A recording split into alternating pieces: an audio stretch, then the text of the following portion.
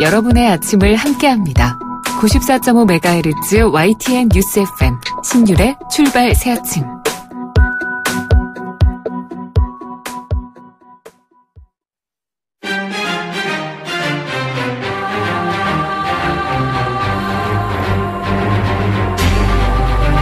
매일 아침을 뉴스로 깨웁니다. 신율의 출발 새 아침. 대한민국 제19대 대통령이 어제 취임했습니다. 제19대 대통령 문재인 대통령은 취임 이후 이낙연 전남지사를 총리로 지명했는데요. 이런 인선, 잘한 인선이라는 평가가 많습니다. 최소한도 첫 단추는 성공적으로 끼웠다는 건데요. 이런 걸 보면서 이런 생각을 해봤습니다. 대통령으로서 중요한 것은 몇 퍼센트의 지지를 받고 대선에서 승리했느냐가 아니라 얼마나 많은 지지를 받으면서 임기 말에 퇴임할 것인가 하는 점이라는 겁니다. 문재인 대통령은 자신의 임기 말에 모처럼 자신의 득표율보다 훨씬 높은 지지를 받으면서 미국의 오바마 전 대통령처럼 퇴임했으면 좋겠다는 생각입니다. 우리는 그런 모습을 여태까지 한 번도 보지 못했기 때문입니다. 우리도 이제는 살아있는 신화를 가졌으면 좋겠습니다. 신율의 출발 새 아침, 오늘 순서 시작합니다.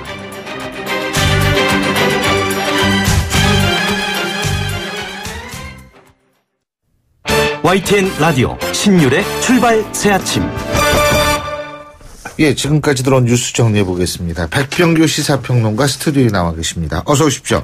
안녕하십니까. 예, 도널드 트럼프 미국 대통령이 어제 문재인 대통령한테 취임 전화, 축하 전화를 해서 문재인 대통령의 미국 방문을 초청했다는 소식이 있죠. 그렇습니다. 네.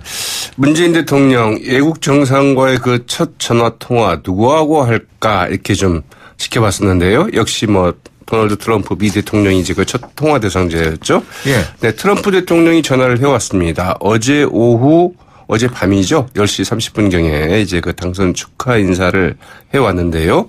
네, 이건 미국 현지 시간을 좀 고려를 하면 될 것 같습니다.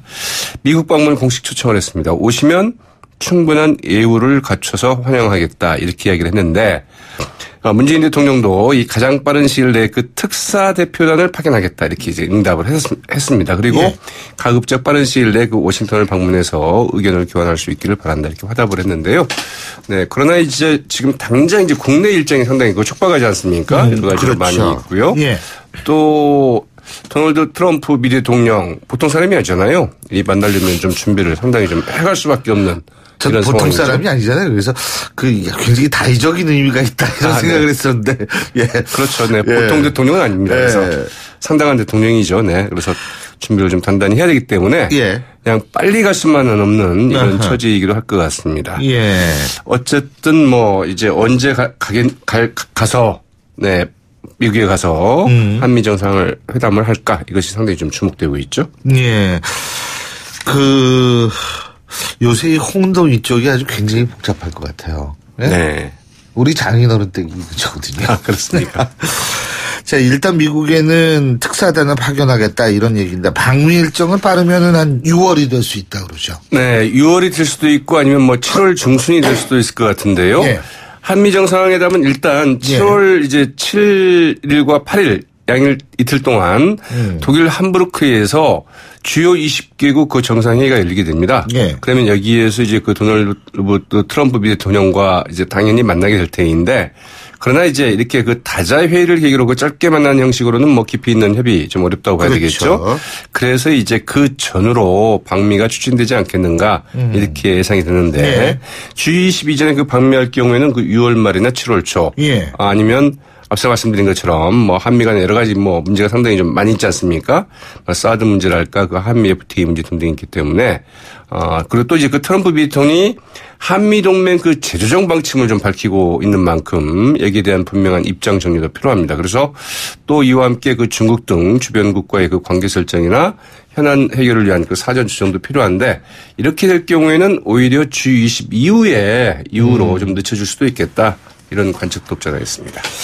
문재인 대통령이 어제 이제 국무총리 지명을 했죠. 이낙연 전남지사요. 네, 맞습니다. 예, 그리고 문재인 정부의 첫 민정수석에는 이제 조국 서울대 교수 그리고 비서실장에는 임종석 전 의원 이렇게 이제 임명을 한 거. 그러니까 조국 교수는 내정 단계고요. 그죠? 네, 아직 공표가 되지는 않았죠.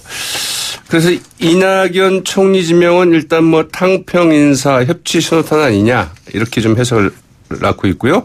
네. 서훈 국정원장은 이제 남북관계 굉장히 정통한 인물이죠. 2차 남북 정상회담 쭉 맞습니다. 그래서 어제 본인이 되면서도 필요하다면 남북 정상회담 좀 추진할 필요가 있다고 본다 이런 입장을 밝히기도 했는데요. 어떻든 이제 국정원 개혁 문제에 초점을 맞춘 인사로 좀 풀이가 되고 있고요. 임종석 비서실장 임명, 이 실무형의 4050 주축에 비서진을 애고하는 것 아니냐 이런 해석을 좀 낳고 있습니다. 또 말씀하신 것처럼 이 첫 민정수석에는 조국 서울대 법학전문대학원 교수가 일단 내정이 된 것으로 알려졌는데요. 이 민정수석이 이제 말하자면 사법시험 출신도 아니고 비검찰의 학자 출신을 기용하는 것은 상당히 좀 이례적이라는 평가이죠. 당초에는 신현수 전 사정비서관 내정설이 상당히 좀 유력했다고 하죠. 예. 그러나 이제 이 조국 교수가 전격 좀 발탁된 것으로 이렇게 알려지고 있는데, 신현수 전 사정비서관 지난 9일 밤 지인들에게 막판에 불발이다 이런 내용의 문자 메시지를 이제 보냈다고 합니다. 이 조국 카드는 문 대통령의 적폐청산 의지를 좀 보여주는 신호탄이다 이런 풀이를 낳고 있기도 한데, 이 문재인 대통령 이 대선에서 적폐청산 최우선 순위로 국가정보원이나 검찰 등 권력기관 개혁을 이제 제시한 바 있고요. 이 권력기관 독립과 함께 정치검찰 청산을 이제 강조를 했는데, 조국 내정자 이제 과연 이 같은 권력기관 개혁을 어떻게 맡아서 해나갈 수 있을 것인지 이게 좀 주목이 됩니다. 인사수석으로는 조현옥 이화여대 초빙 교수가 맡을 것으로 좀 예상이 되고 있는데요. 이 조현옥 교수는 노무현 정부 청와대 균형인사비서관 출신이죠. 또 이제 바로 이 대선 때는 선거대책위원회 성평등본부에서 문재인 후보를 이제 도운 바가 있고요. 이 국정상황실장에는 윤건영 선대위 상황실 부실장이, 그리고 제1 부속실장에는 이제 송인배 전 청와대 비서관이 좀 유력시되고 있고요. 정무수석에는 이제 김경수 의원이나 강기정 전 의원이 좀 거론이 되고 있습니다. 그리고 윤영찬 전 네이버 부사장, 이 선거대책위원회에서 사회관계망 서비스 본부 공동본부장을 맡았었는데요. 이 뉴미디어 수석이나 홍보수석에 기용되지 않겠느냐 이런 관측들이 나오고 있는데, 아무튼 오늘 내일 계속 이제 발표가 나오고 있죠. 내각 인사들이 좀 발표가 될 예정이죠. 자, 국민의당의 박지원 대표 대선 패배에 책임을 지고 대표직 사퇴를 하겠다 지금 이런 얘기를 했죠. 네, 국민의당이 이제 과연 어디로 갈 것인가 이게 상당히 좀 주목이 되죠. 그래서 호남 지역에서 거의 문재인 대통령이 정부 1위를 했으니까요. 네, 그것도 더블 스코어 아니었겠습니까? 그래서 이제 의원들이 굉장히 좀 흔들릴 수 있겠죠. 네. 어제 오후 이제 국회에서 열린 중앙선대위원 회단식에서 박지원 대표 이 대선 패배에 책임을 지고 대표직 사퇴 의사를 이제 밝혔죠. 선거 결과에 대해 모든 책임을 지겠다. 지도부가 총사퇴하고 새로운 모습의 당으로 거듭나자고 제안한다. 이렇게 얘기를 했습니다. 박지원 대표 아무튼 이 정치인으로서 밟을 수순들 이런 것들은 그냥 차곡차곡 말하자면 타임리하게 이렇게 좀 밟아가는 것 같죠. 이 지도부 총사퇴 여부나 비대위 구성 문제는 이제 오늘 최고위원회 국회의원 연석회의에서 이제 최종 결정될 것을 보이고요. 이 당대표와 함께 지도부의 투톱을 이루는 주승용 원내대표의 임기도 이달 중에 이제 끝난다고 하죠. 그래서 다음 주께 이제 새 원내대표를 이제 선출하게 되는데, 그렇게 되면 이제 신임 원내대표가 비상대책위원회를 구성하지 않겠느냐 이런 관측이 나오고 있습니다. 잘 알겠습니다. 오늘 말씀 여기까지 듣겠습니다. 고맙습니다. 네, 고맙습니다. 지금까지 백병규 시사평론가였습니다.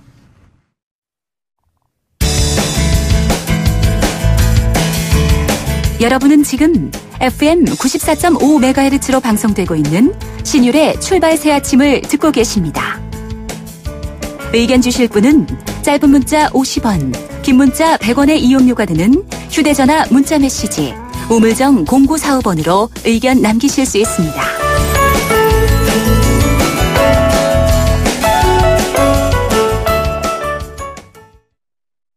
문재인 대통령 어제 오전부터 임기가 시작이 됐죠. 어제 취임사에서 국민과 수시로 소통하겠다. 주요 사안은 대통령이 직접 언론에 브리핑도 하고 야당과 대화로 정례화하고 또 수시로 만나겠다. 이런 얘기도 했고요. 그런데 바로 이런 점들에서 우리가 또 한 번 생각해야 될 부분이 바로 후보 시절에 쭉 얘기했던 통합정부론입니다. 자, 그렇다면 통합정부 어떤 그림을 그릴 수 있을지 알아볼까요? 더불어민주당 박영선 통합정부 추진위원장 전화 연결돼 있습니다. 박 의원님 안녕하십니까? 네, 안녕하세요. 네. 어제 이제 문재인 대통령이요. 또 직접 브리핑도 하고 광화문 대통령 시대를 열겠다 이런 얘기 쭉 했는데요. 어떻게 평가하십니까? 완전히 달라진 대통령의 모습이었다고 생각하고요. 국민들이 그런 모습을 보고 새 대통령의 탄생에 대해서 굉장히 기쁘게 생각하신다고 저는 느꼈습니다. 네. 광화문 대통령 시대, 집무실도 광화문, 그죠? 네. 그리고 이제 대통령 관저도 좀 바뀔 모양이죠? 그렇습니다. 이 광화문 대통령 시대는 사실은 2012년도에 공약에도 저하고 우윤근 의원이 이제 그 당시에 그것을 주장해서 공약에 넣었습니다만은 그때는 그렇게 큰 빛을 보지 못했었는데요. 이번에는 이제 광화문 대통령 시대라는 것이 박근혜 대통령을 겪으면서 얼마나 국민과의 소통이 중요한지에 대한 국민적 갈망이 있었기 때문에 굉장히 여기에 국민들이 새로운 의미를 부여해 주시는 것 같습니다. 그리고 하나 더 붙이면 통합정부 추진위원회에서 광화문 대통령 시대에 광화문 대토론회를 열어달라는 게 이제 저희의 제안서 중에 중요한 부분이거든요. 근데 광화문 대통령 시대의 광화문 대토론회는 이제 꼭 광화문에서만 하겠다는 것이 아니라 이것을 보통 명사화하자는 것입니다. 그래서 전국의 그런 국민들과 만날 수 있는 장터라든지 이런 데 가서 현안을 직접 들으시고 또 정책을 설명도 하고 또 국민들이 바라는 것을 직접 소통하는 그러한 대통령의 모습으로 통합정부가 자리 잡아야 되지 않겠는가. 그러니까 통합정부가 추구하는 그 목적이 국민 통합에 있는 것이거든요. 그러니까 일부에서는 이것이 정치권의 이합 집산으로 해석하시는 그 부분도 있습니다만은 그것도 포함이 되어 있긴 합니다만 전체적인 목적은 국민 통합에 있습니다. 국민 통합에 물론 있죠. 그리고 사실 다양한 정치 세력을 또 함께 묶어낸다는 사실 자체도 국민 통합의 일환이라고 볼 수 있는 거 아니겠어요? 네, 예. 네. 자, 그런 상황에선 제가 여쭤보는 건데 이 통합정부를 꾸린다라고 했을 때요. 이게 범위가 어디까지입니까? 범위는 후보 시절에 대통령 말씀을 그대로 제가 옮기면은요. 합리적 진보와 개혁적 보수를 함께 하시겠다. 이렇게 이제 말씀을 하셨고요. 그리고 정의를 추구하는 사람이면 함께 국정을 운영하겠다. 이것이 후보 시절의 대통령 워딩입니다. 그러면 그것에 비춰봤을 때는 예를 들어서 정당과 상관없이 탄핵에 동참했던 분이라든가 이런 분들이 이제 정의를 함께 추구하는 것이죠. 옳은 일을 함께하는 사람. 그래서 대통령께서 직접 그 말씀도 하셨습니다. 그러니까 다른 정당의 당적을 갖고 있더라도 그 당적을 버리라고 요구하지 않고 다른 정당의 당적 보유한 채로 함께 일하겠다 이렇게 말씀을 하셨습니다. 네. 그 부분이 상당히 좀 중요하다고 보는데요. 네. 지금 예를 들면 자유한국당 내에서도 탄핵을 주도하거나 탄핵을 협조하거나 탄핵에 찬성했던 그런 정치인들이 있습니다. 그렇습니다. 네. 그럼 이분들도 얼마든지 가능합니다. 포함이 되겠네요. 네. 예? 네, 가능합니다. 예. 그러니까 정당 간의 어떤 협상이나 이런 것보다는 국회의원 한 사람 한 사람을 헌법기관으로 존중하겠다라는 의미입니다. 네. 그러니까 강성 친박 빼놓고는 다 된다 이 말씀이. 굳이 그렇게 분류를 하고 싶진 않습니다. 예. 그런데 정의를 추구하는 어떤 그런 가치를 같이 공유하면 누구든지 함께 일하고 싶어 하는 것이 새 대통령의 생각이다. 저는 그렇게 생각합니다. 알겠습니다. 이것이 이 정치적 의미가 저는 상당할 것 같거든요. 예. 이게 일종의 기존의 정치판을 흔들 수도 있는 상당한 폭발력이 있을 수도 있다고 보거든요. 네.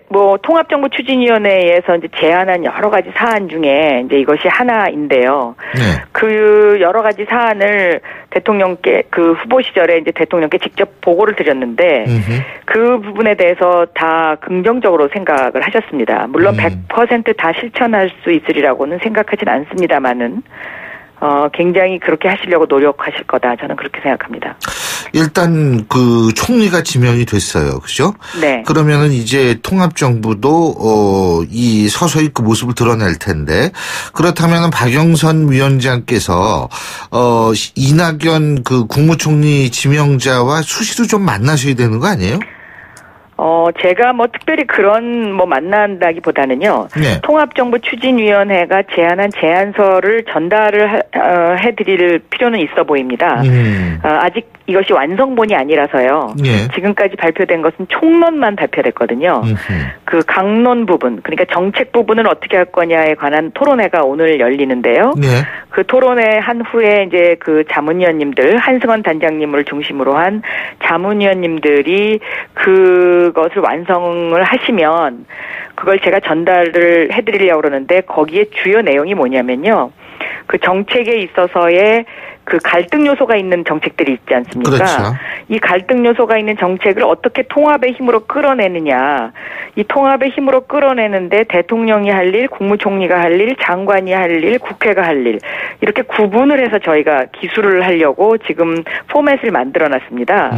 그래서 요 포맷을 만들어서 대통령께는 물론 국무총리 그리고 내각들 그리고 정부 부처의 공무원분들께 이것을 핸드북처럼 그러니까 미국에서 Mandate for Leadership이라고 해서 대통령을 위한 지침서라고 해서 책이 나와 있는데요. 네. 그 지침서를 보면 어떤 장관이 임명되고 어떤 국장이 임명되더라도 국정을 흔들림 없이 추진할 수 있도록 그렇게 되어 있습니다. 예. 그래서 저희도 그것을 만들고 있는 중입니다. 네. 지금 말씀하신 거 종합적으로 제가 들어보면 이건 네. 단순히 제 느낌입니다만 사실 과거 김대중 노무현 정부 이 두 정부의 경험이 있지 않습니까? 그렇습니다. 그런데 거기에서의 사실 또 실패했던 경험도 당연히 중요한 그렇습니다. 경험이죠. 이 실패했던 경험의 하나의 반면 교사다 이렇게 이해해도 될 것 같아요. 그렇습니다. 그 총론 부분에 있어서의 그 주요 철학이요. 예. 관점의 이동과 연결의 힘 이렇게 두 가지인데요. 예. 관점의 이동이라는 것이 바로 지금 말씀하신 그 부분입니다.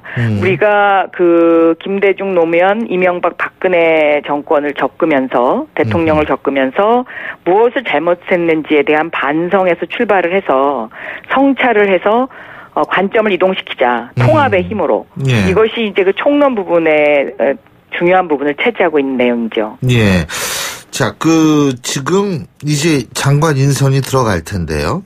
개인적으로 보실 때는 이 장관 인선 중에서도 일부 다른 당의 정치인들도 포함이 될 수 있는 거죠. 그죠? 저는 그렇다고 봅니다. 예. 근데 그 다른 당이 국민의당 같은 경우는 뿌리가 같으니까 그렇다고 치지만 좀 더 폭이 넓어질 가능성도 있다. 이렇게 이해도 될까요? 저는 그 대통령께서 그렇게 하시리라고 생각하고 그러기 위해서 굉장히 노력을 하고 계신다 생각합니다. 그렇군요. 네. 국민 추천제 이런 얘기도 있었잖아요. 그렇습니다. 그거는 네. 어떻게 근데 이게 국민 추천이 어떻게 추천을 하는 거예요, 이게? 그러니까 이제 통합정부추진위원회에서요. 네. 이 국민 추천제를 제도화해달라고 그렇게 건의를 했거든요. 이 제도화의 의미는요. 네. 예를 들면 오바마 정부 같은 경우에 네. 그 열린 백악관이라고 해서요. 네. 실명으로 10만 명 이상이 어떠한 동일한 문제를 요구하면 그것에 대해서 한 달 안에 답변을 맞아요. 하게 돼 있지 않습니까? 네. 이거를 제가 예로 들어드렸습니다. 그러니까 국민추천제도 그 인사혁신처나 아니면 인사수석이 새로 되실 분이 이것을 제도로 만들어서 그런 어떤 청와대의 열린 청와대의 인터넷으로 10만 명 이상이 어떤 특정 인사 부분에 있어서 국민들의 추천을 받을 수도 있는 것이고요. 예. 아니면 국민추천인사위원회를 만들 수도 있는 거죠. 예. 네, 그런 식으로 이제 제도화하자는 것이 그 저희들의 제안의 주요 내용입니다. 근데 이게 다른 정당하고 같이 하는 것도 좋은데 자유한국당 같은 경우에는 임종석 전 의원이 주사파 출신이다 이런 식으로 얘기를 하거든요. 예? 그것은 야당이니까 야당이 뭐 얼마든지 그런 비판은 저는 할 수 있다고 생각하는데요. 네. 저희가 얼만큼 미래로 나갈 수 있느냐 이런 관점에서 앞으로는 국가 운영을 해야 되지 않을까 그렇게 생각하고 국회도 그런 의미에서 많이 바뀌어야 된다. 저는 그렇게 보고 있습니다. 그리고 네. 예를 들면 검찰 개혁 얘기 나오고 공수처 있지 않습니까? 네. 고위공직자 비리 수사처 이런 거라든지 이런 거는 자유한국당은 그동안 계속 반대 입장을 보여왔지 않습니까? 그렇습니다. 네. 그런데 이런 부분을 어떻게 통합이라는 관점에서 이걸 어떻게 풀어나가야 된다고 보세요? 그래서 오늘 토론회를 그래서 하는 건데요. 네. 자문위원님들이 이제 그런 부분에 대해서 아마 굉장히 심도 있게 연구를 하실 거라고 생각하고요. 네. 저는 그것 역시 국민의 힘으로 할 수밖에 없다고 보고 있습니다. 그러니까 국회에서 계속 구식 방법으로 반대만 한다면 국민들이 더 이상 그 당을 지지하지 않을 것입니다. 네. 제가 그리고 실질적인 거 딱 하나만 더 여쭤볼게요. 국민의당은 지금 사실 멘붕 상태에 빠질 수밖에 없거든요. 네네. 호남 지역에서 문재인 후보가 압도적인 격차로 1위를 계속 차지했기 때문에 그렇기 때문에 여기에서 국민의당 의원들과 통합이라는 관점에서 뭐 이렇게 하면은 이게 국민의당 입장에서 볼 때는 이거 완전히 우리 당 이거 끝나는 거 아닌가 이런 생각을 할 수 있을 것 같거든요. 네. 어떻게 보십니까? 저는 그래서 저희 쪽에서 무슨 뭐 합당을 한다 이런 이야기를 지금 하는 것은 시기적으로 저는 옳지 않다고 생각하고요. 그런 어떤 지금 말씀하신 그런 부분도 저는 호남의 민심이 그것을 만들어줄 것이다. 그리고 국민의당과 더불어민주당은 형제당입니다. 그래서 이 형제당으로서의 어떤 그 우애를 얼마만큼 잘 지켜나가느냐 이것이 그리고 호남 분들이 바라는 것이고요. 또 호남 민심 중에는 이번에 문재인 대통령의 탄생에 적극적으로 기여를 한 만큼 과연 제대로 이 문재인 대통령이 하는지를 지켜보고 싶으신 그런 마음도 저는 있다고 보거든요. 네. 그렇기 때문에 그렇게 서두를 일은 아니다라고 저는 보고 있습니다. 예, 잘 알겠습니다. 네. 예, 오늘 말씀 여기까지 듣겠습니다. 네, 고맙습니다. 예. 네. 지금까지 더불어민주당 통합정부추진위원장을 맡고 있는 박영선 의원이었고요. 신율의 출발새 아침 1부 순서 여기서 줄입니다. 잠시 뒤 2부에서 뵙겠습니다. 소통의 아침을 여는 공정한 목소리. 신율의 출발새 아침. 신율의 출발새 아침 2부 순서 먼저 광고부터 듣겠습니다. 이번 주에는 대선이 있었죠. 그래서 그런지 아주 일주일이 금방 갑니다. 벌써 목요일인데요. 자, 목요일 아침 7시 40분 19초 지나고 있는데 교통 상황 알아봐야겠죠. 김민환 캐스터. 네, 신율의 출발새 아침 교통정보입니다. 목요일 아침 출근길 간선도로 중심으로 정체가 빠르게 늘고 있는 모습인데요. 먼저 동부간선도로는 도심 쪽으로 상계교부터 성수 분기점까지 밀리고 있는데 40분 이상이 소요되고 있습니다. 내부 순환로 따라 성산대교 쪽으로 기름 램프부터 국민대 램프, 다시 홍지 램프 지나 연희 램프까지도 각각 30km 안팎입니다. 한강을 따라 올림픽대로 하남 쪽 보고 있는데요. 방화대교부터 성산대교, 여의도권 일대부터 한강대교 사이가 밀리고 있고 나란히 가는 강변북로 구리 쪽으로도 방화대교부터 양화대교, 서강대교 지나 동작대교까지도 30km 안팎입니다. 그 밖에 경부고속도로는 서울 쪽으로 달래내 고개부터 양재까지 5km 구간 정체가 늘고 있습니다. 신율의 출발새 아침 교통정보였습니다. YTN 라디오 신율의 출발새 아침. 신율의 출발새 아침에서는 19대 대통령 당선을 맞아서 각 분야의 원로에게 새 대통령에 바란다. 이런 주제로 경제, 사회복지, 외교안보 분야 특집 인터뷰를 진행하고 있죠. 자, 오늘은 외교안보 분야를 알아보겠습니다. 노무현 정권 시절에 동북아시대 위원장, 외교통상부 국제안보대사를 지내셨죠. 연세대학교 문정인 명예교수 전화 연결돼 있습니다. 교수님 안녕하십니까? 네, 안녕하세요. 예. 자, 이게 지금 한반도 상황이 지금 위기 아닙니까? 그죠? 네, 그렇죠. 예. 예, 지금 문재인 대통령이 그래서 지금 제일 먼저 시급하게 해야 될 일이 뭐라고 보십니까? 우선 뭐 북한 핵미사일 문제 다루는 게 상당히 중요하겠죠. 그렇죠. 그것 때문에 네. 일어난 거니까요. 근데 네, 어떻게 해야 돼요? 글쎄요, 뭐 그건 쉽진 않겠죠. 뭐 그러니까 뭐 단기간에 어떻게 무슨 해결책을 찾을 수 있는 건 아닌데. 그렇죠.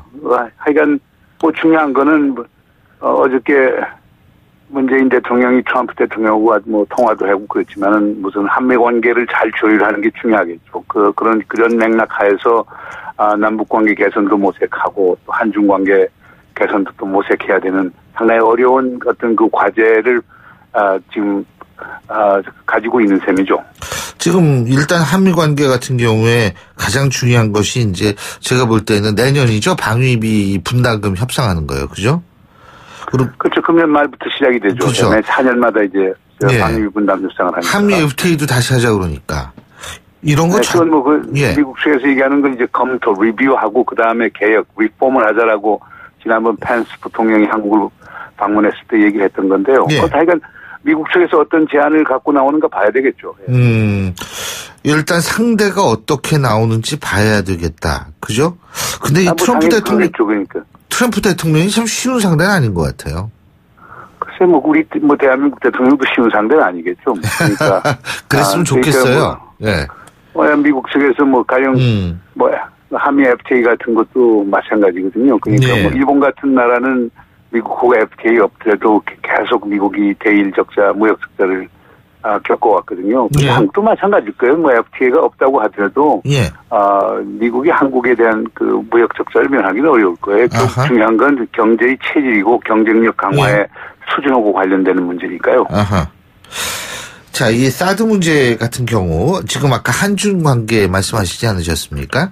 근데 예. 이 사드 같은 경우가 이게 지금 중국 측에서도 조금 어떻게 좀 바뀌지 않나 이런 생각을 할 수 있을 것 같고 하는데 한미와 한중 관계 사이에서 이 사드 문제는 어떻게 풀어가야 한다고 보십니까? 그건 문재인 대통령이 분명히 얘기를 하셨죠. 그러니까 결국 비준사항이라는 거예요. 절차적 정당성의 문제라고 하는 게 상당히 중요한 문제다. 예. 지금 사실 성주국민 300여 명이 지금 헌법소원 제기를 했고, 예. 아마 국회가 이제 개원되게 되면 국회 쪽에서도 이 절차적 정당성의 문제를 제기할 것이고, 그렇게 되면은 문재인 대통령 입장에서도 그걸 일방적으로 할 수는 없겠죠.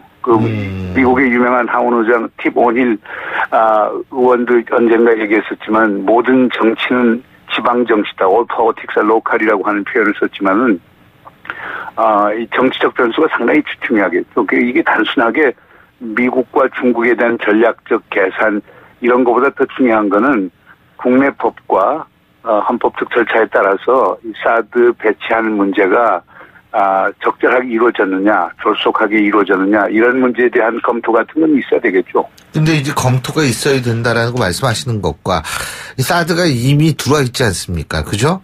이거를 예? 그 들어왔다고 해서 또 우리가 싫으면 철수할 수도 있는 거고 철수할 수 있다고 보시는 거군요. 물론이죠. 작동을 유보할 수도 있는 거고. 아니 난 그 이해가 안 되는 부분이 있어요. 사드라고 하는 게 한미 동맹이라고 하는 큰 틀에서 보면은 하나의 무기 체계에 관한 거 아닙니까? 하나의 무기 체계가 한미 동맹 전체와 소위 동일 시대는 이런 건 좀 문제가 있는 것 아닌가 생각이 됩니다. 그렇기 때문에 예를 들면 국회의 결정에 따라서 철수할 수도 있어야 한다 이렇게 생각하시는 거죠. 물론이죠. 대한민국 국민들이 원하면 철수도 할 수 있는 거죠. 그게 한미동맹 무슨 아주 절대 불가침의 어떤 신성한 건 아니지 않습니까? 그러니까 물론 이제 협의는 해야 되겠지만은 우리가 그런 인식은 좀 바꿔야 될 것 같은 느낌이 들어요. 그리고 사드가 없어도 얼마든지 북한에 있어서의 미사일 같은 문제 이런 것들은 우리가 방어할 수 있다. 그건 이제 검토를 해야 되죠. 그러니까 지난 정부에서 일방적으로 사드가 군사적 유용성이 있다라고 일방적으로 얘기한 건데 이거에 대해서 공론화를 거쳐서 나온 것도 하나도 없고 그다음에 이게 경제적 비용이 얼마나 되느냐에 대한 그 구체적인 논의도 없었고 지금은 북한이 지금 중국의 그 보복 때문에 지금 벌써 금년도 8조 5천억 정도 손실이 있을 거라고 지금 예측이 현대경제연구원에서 나왔는데 이런 거에 대한 그 손익 계산도 있어야 될 것이고 이런 것을 다 검토한 다음에 그 배치 여부에 대해서 우리가 수용 여부를 해야 되는데 너무 지난 정부에서 일방적으로 한 게 아닌가 이런 느낌이 듭니다. 그리고 이제 중요한 게 이게 이 사드 문제는 처음부터가 잘못 꼬였어요. 원래 그 한미 그냥 주한 주둔군 지휘협정 소파에 따르면은 미군들이 자기들 무기를 반입하고 반출하는 건 사실상 우리한테 허가를 받는 건 아니었어요. 근데 왜 이것이 공개가 되고 공론화가 되고 이렇게 됐는지 이해를 모르겠어요. 그러니까 지금 트럼프 대통령 같은 경우도 사드 한국 방어를 위해서 갖다 놓는 건데 그럼 한국이 돈 내야 되지 않느냐 하지만 우리 입장에서 보면 미국 무기 체계에다가 미국 군인들이 그걸 전부 다 작동을 하는 거고 그리고 1차적인 목표가 주한미군과 시설을 보호하는 데 있다라고 하는 건데 벌써 양쪽 차이가 있거든요. 근데 이런 것들이 공개적으로 토론되고 국민적 납득이 있어야 이것을 배치하느냐 마느냐 하는 것이 결정할 수 있는 것이지 그냥 솔직히 일반 밀실 결정해놓고 그냥 배치 허용을 하는 거 그건 좀 제가 볼 때 문제가 있다고 봐요. 예. 자, 사드도 그렇고요. 또 하나는 뭐냐면 이제 대북 정책. 지금 대북 정책이 많이 바뀔 것이다. 이런 얘기들이 나오는데 동의하십니까? 심지어 문샤인 팔리시라는 얘기도 나오더라고요. 예? 그거는 아직 표현이 적절하지 못한 거예요. 월스트리트저널이 상당히 무례한 표현을 쓴 거죠. 문샤인이라고 하는 건 아무리 문재인의 문이 있다라고 하더라도 문샤인은 영어로는 상당히 나쁜 의미를 얘기하는 거예요. 소위 밀주 담그는 걸 문샤인이라고 보통 얘기를 해요. 소위 은밀하게 은근슬쩍 하는 정책이라고 하는 부정적 함의를 담은 건데 하여튼간에 대북 정책도 상당히 많이 바뀌어야 되겠죠. 지난 9년 동안 대북 정책 실패한 건 분명한 사실이거든요. 북한이 핵 능력 증강시키고 미사일 능력 증강시키는 거 막지 못했단 말이에요. 그러니까 지금 새로운 어떤 발상의 전환이 있어야 되겠죠. 아니 근데 개성공단도 그럼 재개해야 된다고 보세요? 하여간 문재인 대통령께서 하겠다고 했으니까 할 수는 있겠죠. 근데 이제 북한이 태도에 달려 있겠죠. 북한이 6차 핵실험을 하거나 또는 대륙간 탄도미사일 같은 실험 발사하면은 아무리 문재인 대통령이 북한하고 관계 개선하겠다고 해도 현실적으로 어려울 것이고 대신 북한이 계속 자제하는 태도를 보이고 그렇다면 점진적으로 개성공단 재개할 수도 있겠죠. 근데 중국도 지금은 압력과 지지에 동참하고 있는 상황 아닌가요? 이런 국제사회의 어떤 움직임도 충분히 고려해야 되지 않을까요? 물론 이제 우리가 기본적으로 유엔 안보리 결의안이 있기 때문에 결의안 내에서 허용될 수 있는가 여부를 따져야 되는 건데요. 그건 지난번 그러니까 5차 핵실험 이후에 채택된 유엔 안보리 결의안 48조인가 될 거예요. 거기에는 민생을 고려한 경제 교류 같은 건 허용하고 있거든요. 그리고 그 조항 때문에 중국이 북한하고도 계속 지금까지도 일반 통상 무역 관계는 지금 유지하고 있는 거기 때문에 유엔 안보리 결의안 재해석하면은 그건 가능하다고는 봐요. 그러나 여기서 가장 중요한 것은 제재와 압박이 목적이 아니라 제재와 압박을 통해서 대화와 협상으로 가자라고 하는 게 중국의 기본 원칙이에요.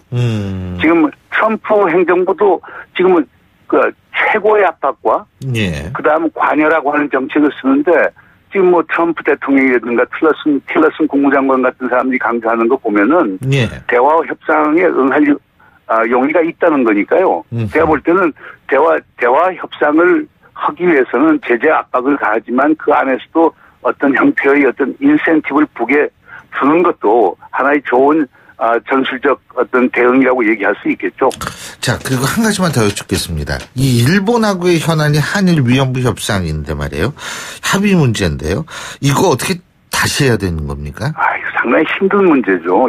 역사 문제라고 하는 게 단칼에 자를 수 있는 게 아니죠. 그러니까 지난 12월 28일 그러니까 재작년 12월 28일 합의의 문제점은 이것이 위안부 문제가 최종적이고 불가역적인 해결이라고 하는데 사실 큰 문제점이 있는 거거든요. 그러나 중요한 거는 한일 관계라고 하는 것은 상당히 중요한 관계고 상당히 많은 분야의 관계가 이루어지고 있는 것이기 때문에 위안부 문제가 한일 관계 개선에 절대적인 족쇄나 걸림돌이 돼서는 안 되겠죠. 그러면은 이거를 어떻게 해야 돼요? 이 여론하고 외교하고 이게 좀 동떨어져서 가면 이거 어떻게 해야 되는 겁니까?